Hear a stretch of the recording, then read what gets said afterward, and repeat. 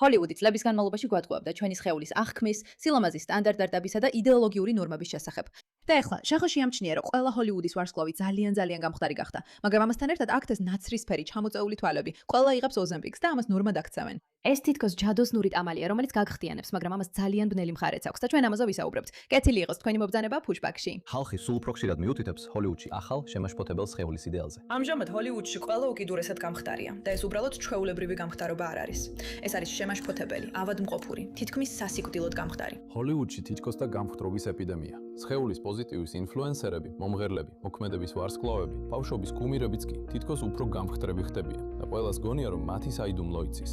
ჰოლივუდში ნარკოტიკების პრობლემა არსებობს. მოიცადეთ ერთი წამით. უბრალოდ მინდა ვთქვა, რომ მე დიდი მხარდამჭერი ვარ იმისა, რომ ადამიანები იყვნენ გამხდრები და ჯამფრთელები, რომ არ იყვნენ ჭარბწონიანები და არა ჯამფრთელები. მე ამის დიდი მხარდამჭერი ვარ, მაგრამ ეს და არიანა გრანდეს სტილი თითქოს მეორე მსოფლიო ომი გადავიტანე, არ მომწონს. რაღაც ამაში არასწორია და უნდა გახსოვდეთ, რომ შეიძლება როგორც უფროსი ადამიანი, რომელსაც ჰოლივუდში ადამიანების სხვადასხვა ფორმები უნახავს, შეძლოთ დაინახოთ, რომ რაღაც არასწორია. მაგრამ როცა ახალდაზრდა გოგოები და ბიჭები იზრდებიან და ამას ახალ ნორმად აღიქვამენ, მათ არ აქვთ იმის უნარი, რომ გაარჩიონ, ეს არასწორია და რაღაც რიგზე არ არის. და ეხლა ეს წამლის საშუალებით ანორექსიული გარეგნობის ნორმალიზებას იწვევს. ეს ოზემპიკია. ეს უმრავლესობა. იცი, ყველა იტყუება, ყველა ამბობს, პატარა პორციას ჭამო. უბრალოდ გაჩუმდი. You're on Ozempic. სხვათა შორის, შენ მუშაობდი შენს სხეულზე და ჯანმრთელობაზე. არა. ეს ოზემპიკია, ასე დავიკელი წონა. როდესაც მზარდი შავი ბაზარი ამ პოპულარობით სარგებლობს, ექიმები შიშობენ, რომ ხალხი ზედმეტად შორს მიდის, მაგრამ ეს წამალი ამ ამბავში ყველაზე ნაკლებად საინტერესო ნაწილია. კომპანიები ეხლა ამ წამლებს ვებგვერდზე თითქმის ყველას ყიდიან. რამდენიმე თვის წინ ერთ-ერთმა მათგანმა სპონსორობა შემომთავაზა. უფრო მეტი ფული ვიდრე ოდესმე შემომთავაზეს, მაგრამ ასეთი ორგანიზაციები ჩვეულებრივ არ სურთონ მათ საქმეს ჩავერიო. ხედავთ, მე ვქნი დოკუმენტურ ფილმებს, რომლებიც ამ ინდუსტრიის გამოძიებას ეხება. არავინ გთავაზობს ასეთ თანხას თუ არ აპირებს, რომ უკან დაიბრუნოს. ამიტომ დავიწყეთ ძიება და აღმოაჩინე მთელი სისტემა, რომელიც ამ ტამლებზეა აგებული. ერთი სისტემა, რომელიც ეხლა ფიტნეს ინდუსტრიაშიც აღწევს. ეს მაწუხებს, რადგან 16 წლის ასაკში მეც ამ მახეში გავეხვეოდი. როგორც ხედავთ, ეხლა სულ უფრო მეტი ჯამშტალი თინეიჯერი აკეთებს ამას ჰოლივუდური გარეგნობის მისაღწევად. ეს არის პრობლემა. გულისხმობ, პრობლემა არა მხოლოდ ოზემპიკით გამხდარი სხეულის საკითხია, არამედ ეს ლუქსმაქსინგის ფენომენიც. ფენომენი, როცა ბავშვები სახის შესაძლებლად ჩაქუჩებს იყენებენ, იღებენ უზარმაზარ რაოდენობას სტეროიდებს, რომ არაბუნებრივად დიდი გახდნენ, რაც სერიოზულ და ხანგრძლივ შედეგებს იწვევს მთელი ცხოვრების განმავლობაში. სერიოზული შედეგებია, მართლა. ეს ყველაფერი ასეა. ბავშვობაში კვების დარღვევებმა შეიძლება სამუდამოდ შეაფერხოს ქალის სხეულის ნორმალურად ფუნქციონირება და ჯანმრთელად შვილის გაჩენის უნარი. სტეროიდების მიღება, ნივთიერებების შეყვანა ორგანიზმში, ჩაქუჩით თავის დაჭრა, უცნაური ნივთიერებების მიღება, იდეალური გარეგნობისკენ სწრაფვა და ამის მხარდაჭერა საზოგადოებისთვის ძალიან საშიშია. მაგრამ თუ მოძებნით ლუქსმაქსინგს და ნახავთ, რამდენად იზრდება ეს ჯგუფი, ხო გესმით, ეს უბრალოდ სიგიჟეა. პირდაპირ ეს სრულიად ნორმალურ მოვლენად იქცა. შეხედეთ LuxMax. luxmax.org დაადასტურე, რომ ადამიანი ხარ. ხომ იცი, რომ ადამიანი ვარ? ეს ისე მაღიზიანებს. კარგი. ნახეთ, შეგიძლიათ აქ შეხვიდეთ და ნახოთ ეს უცნაური რაღაცები. ფიტნესი, სტილი, კოსმეტიკური ოპერაციები და სხვა. კარგი. შევუერთდით საზოგადოებას, სადაც შეგიძლიათ განიხილოთ, როგორ გავიკეთო სისხლის ანალიზი თუ 16 წლის ვარ. 16. ეს მართლა ძალიან დისკომფორტს მეკნის. და არსებობს წესები luxmax.org-ზე, სადაც წერია, რომ ესთეტიკა მნიშვნელოვანია. როგორ გამოიყურები, ეს მნიშვნელოვანია. და რა თქმა უნდა, ლამაზად და ჯანმრთელად გამოიყურებოდა, ეს მნიშვნელოვანია.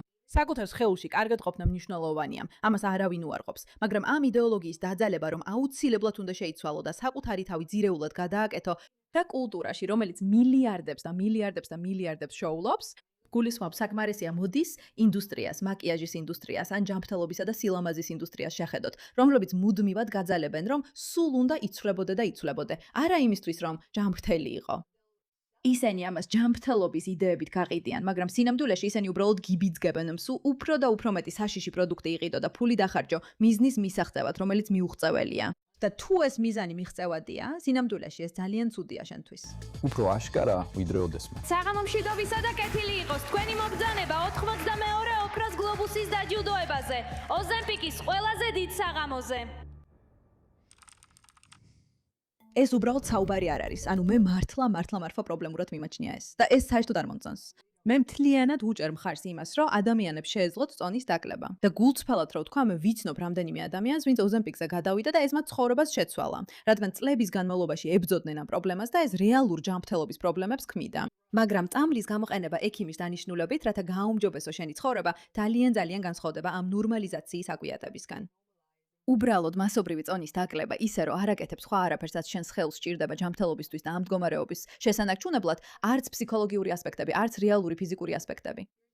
შენ უბრალოდ ცდილობ შეაჩერო საკვების მიღება, თითქოს როგორღაც აკონტროლებ მადას და უბრალოდ მე პრობლემა მაქვს ამასთან. ჩვენ უკვე ნახეთ ზუსტად იგივე ხუმრობა ადრე. ყველა ძალიან კარგად გამოიყურება. როცა ამ ოთახში ვიხედები, ვერ ვიკავებ თავს და ვფიქრობ, ოზემპიკი ჩემთვისაც სწორია. თუ რომელიმე წითელ ხალიჩას შევხედავთ, ეს ხუმრობები უსაფუძვლოდ არ ჩანს. არსებობს ხმები ოზემპიკის წვეულებებზე. ცელებრიტები იგრიბებიან, რომ ერთად გაიკეთონ ინექცია. ბერმა თქვა, რომ დუენი ოზემპიკზეა. ფიქრობდნენ, რომ ის ოზემპიკს იღებდა. მაგრამ ჭორები საჭირო არ არის. ზოგიერთმა უბრალოდ პირდაპირ თქვა ეს. ოზემპიკის მიღებით თითქმის 19 კილო დავიგერ. ვცდილობ ბიოჰაკინგი გავუკეთო ჩემს ხელს. ასე რომ ყველაფერი რაც დამეხმარება გაახალგაზრდავებაში მაინტერესებს. ჯოლო, გამხდარი ჩახარ. მადლობ. ოზემპიკს იღებ? მართლა იღებ? შენ ხო შეამჩნიე, ყველას ერთნაირი ნაცრისფერი ჩამოწეული თვალები აქვთ. სხვათა შორის ახლა ძალიან ბევრი ინფორმაცია გამოდის იმის შესახებაც, რა სხვა ზეგავლენა შეიძლება ქონდეს ოზემპიკს, მაგალითად, მხედველობის დაკარგვა. ხალხმა ეს არ იცის. და დიაბეტით ან სიმსუქნით დაავადებული ადამიანებისთვის ეს ნამდვილი სამედიცინო გარღვევაა. იმ ოთახში მყოფი ყველა ადამიანი კარგად ხვდება განსხვავებას იმაში, როცა წამალს იმიტომ იღებ, რომ სამედიცინო საჭიროება გაქვს, ან იმიტომ, რომ პარასკევს წითელ ხალიჩაზე უნდა გაიარო. ეს კარგი წამალია შესაფერისი ადამიანისთვის. პრობლემა მაშინ იწყება, როცა მნიშვნელობას იძენს, ვინ არის სწორი ადამიანი. რადგან ცნობილებისთვის ეს ხშირად წამალი არ არის. ეს არის ამაჩქარებელი ძველი ჰოლივუდური ტრადიციისთვის, ექსტრემალური გახტომის დიეტისთვის.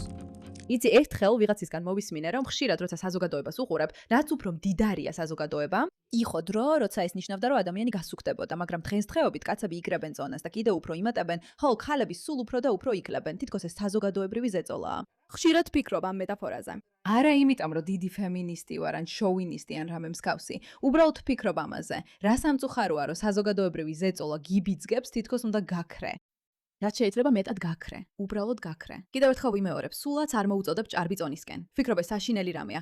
ფიქრობ ადამიანების უმეტესობას თუ სერიოზული სამედიცინო პრობლემა არ აქვთ, შეუძლიათ იმუშაონ საკუთარ თავზე და გამოიყენონ დისციპლინა, რაც დაეხმარებათ ცხოვრების ყველა ასპექტის გაუმჯობესებაში და მინიმუმ ჯანმრთელობის მდგომარეობამდე მისვლაში. მაგრამ ეს სუპერგამხდარი სტანდარტი არ მომწონს. 2022 წელი, მეტ-გალა. კიმ კარდაშიანი უნდა ჩაეცვა ის კაბა, რომელიც მერილინ მონრომ პრეზიდენტისთვის დაბადების დღის სიმღერის დროს ჩაიცვა. მხოლოდ ერთი პრობლემა იყო. მოვიზომე და არ მომერგო. შევხედე მათ და ვუთხარი, მომეცით 3 კვირა. და მე 16 ფუნტი უნდა დამეკლო, რომ ეს კაბა ჩამეცვა. ნიშნულობა არ აქვს, კიმმა GLP-1 ტიპის პრეპარატი გამოიყენა თუ არა. ჰოლივუდი ყოველთვის ახდენდა ზეწოლას ქალებზე, რომ გამხდრები ყოფილიყვნენ, ხოლო კაცებზე, რომ გამხდრები და კუნთებიანი. წონის დაკლების პრეპარატები უბრალოდ უფრო სწრაფი გზაა მიზნის მისაღწევად. გაზეთები ამტკიცებენ, რომ ჰეროინის შიკი დაბრუნდა. გამხდარი იყავი, ან დააბრუნე გარდაცვლილი ნათესავი. სამხდარი. ეს ხუმრობაა, მაგრამ ხალხი 10 წლეულებია ჰოლივუდის იდეალებს უკიდურესობამდე მისდევს. იდეალებს, რომლებიც მუდმივად იცვლება. რაც ხალხმა არ იცის ჩემ შესახებ ისაა, რომ მაქვს ვოგის კოლექცია ბებიასგან, რომელიც წლებია აგროვებს მას. მგონი ჩემს ფონზეა კიდეც. გამოვიტანო ერთი წამით. ბებია ვოგს აგროვებს, მგონი 1900 რომელიღაცა წლიდან. და ჩვენ გვაქვს, აქ ვოგები მაქვს, ეს არის რა წელია ეს? 1986 წლიდან სილამაზის სტანდარტი ისე იცვლება, რომ ეს უბრალოდ წარმოუდგენლად დრამატულია და საოცარია ამის ნახვა. და ეს რაღაცაა, რაც მე მაქვს. მაქვს უზარმაზარი კოლექცია. ასობით და ასობით ვოგი მაქვს ჩემს სტუმრების ოთახში ქვედა სართულზე. რატო? იმიტომ რომ მე მჯერა ძალიან მნიშვნელოვანია ვნახოთ, როგორ გვიბიძგა და გვაიძულა საზოგადოებამ სხვადასხვა სილამაზის სტანდარტებისკენ და რამდენი ფული იშოვეს იმაზე, თუ რამდენად ყალბია ეს ყველაფერი. ეს უბრალოდ ყალბია, რადგან არც ერთი რეალურად არ არის ნამდვილი. ყველამ ვიცით, როგორ გამოიყურება ლამაზი ადამიანი ჯამრთა ბედნიერი, სუფთა, ნათელი თვალებით, მოვლილი, მოწესრიგებული, რაღაც ამაში ლამაზად გამოიყურება. კარგი. ცოტა უფრო მსუქანი, ცოტათი გამხდარი, ყველაფერი კარგია, სანამ ჯანმრთელად და თვალცოცხლად გამოიყურები. და ეს რაღაცაა, რაც აგვავიწყდა, რადგან ზოგს აქვს სქელი წარბები, ზოგს თხელი. მე ყოველთვის სქელი წარბები მქონდა სხვათა შორის. მაგრამ სქელი წარბები, თხელი წარბები, გრძელითმა, მოკლეთმა, მუქითმა, ღიათმა, გარუჯული კანი, ნაკლებად გარუჯული კანი. სუპერ გამხდარი, ნაკლებად გამხდარი, კუნთიანი, დიდი ცხვირი, პატარა ცხვირი, დიდი ტუჩები, პატარა ცხვირი, ტუჩები, ხურები, თვალები, სახე, ტუჩები, პლასტიკური ოპერაციების სახეზე. ეს ყველაფერი სულ იცვლება, მოდა იცვლება. ეს სამოსი, ვიწრო ჯინსები, ფართო ჯინსები, გრძელი ჯინსები, ძველი ჯინსები, მომ ჯინსები, ახალი ჯინსები, ეს ყველაფერი სულ იცვლება და იცვლება ისე, რომ ვერასდროს დაეწევი მას. იმისთვის, რომ ყოველთვის მიჯაჭული იყო სტანდარტზე და საზოგადოებაზე, რომელიც შენგან ფულს იღებს, როცა ცდილობ ახალ მოდურ ტრენდს აუწყო ფეხი. ამიტომ აღარ ძლებს ტანსაცმელი 50 წელი. თუმცა ძველი ტანსაცმელი კი ძლებს.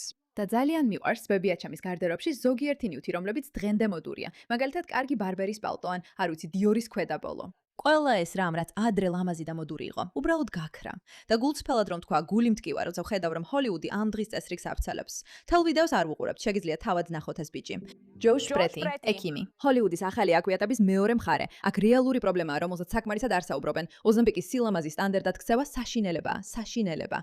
და მე ამას არ ვემხრობი და არ მჯერა ამის. და რა თქმა უნდა, მე როგორც გოგოს ყოველთვის მქონდა სურვილი, რომ უფრო გამხდარი ყოფილიყავი და არ ვაპირებ თავი მოვიტყუო, თითქოს არ მაქვს ჩემი პრობლემები, ჩემს სხეულთან და ჩემს გარეგნობასთან დაკავშირებით. რა თქმა უნდა, მაქვს. ყველა გოგოს აქვს. მაგრამ უნდა დავიწყოთ საკუთარი თავისთვის კითხვის დასმა, როდის მოხდა ეს და რატომ მოხდა? და რატომ ვიჯდები აქ ჩემს საკუთარ სახლში ბედნიერად გათხოვილი ლამაზი ქალიშვილის დედა? და ვუხურებ ვინმეს, ვინც აშკარად ავადა ჰოლივუდში და ვფიქრობ, რომ სწორედ ასეთი უნდა იყოს ჩემი ცხოვრება. ამის გამო უნდა თავი შევიზღუდო, ან შევიყვანო რაღაც ჩემს ორგანიზმში, რომლის საფრთხეების და შედეგებიც არ ვიცი. რატო გახდა ეს ჩვენი ახალი ნორმა? ხო, მგონი ეს ეტაპი გადავლახე. ამ საკითხზე ყურადღებისთვის გმადლობთ.